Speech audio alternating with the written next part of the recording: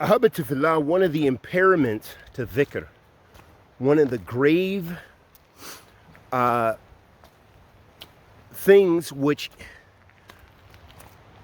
distract us from remembering Allah subhanahu wa ta'ala and distort our perception of the hereafter in this life is al-hawa,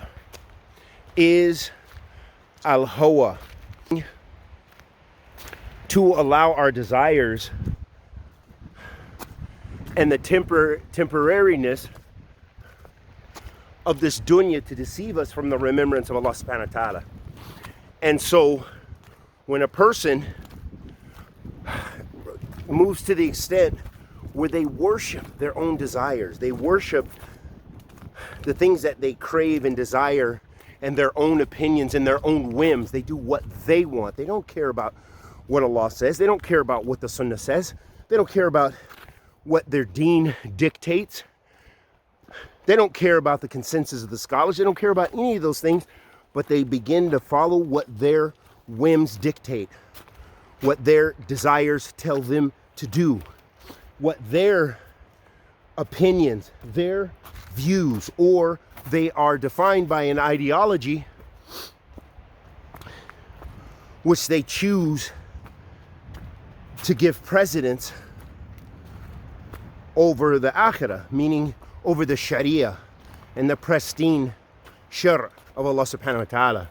So this also is something which is incredibly destructive for remembering Allah subhanahu wa ta'ala, because it is an abandonment of the remembrance of Allah subhanahu wa ta'ala in some form. It could be total abandonment or it could be partial abandonment, but it is destructive. You cannot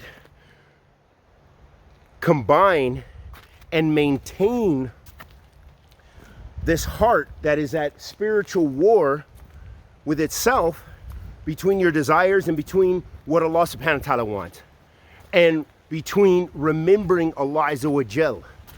Because when you are not remembering Allah, that means you are remembering other things. And if you are busying yourself with disobedience to Allah subhanahu wa ta'ala and thinking and reflecting and practicing disobedience to Allah Azza wa Jal, then this is in opposition to remembering Allah tabarak wa ta'ala.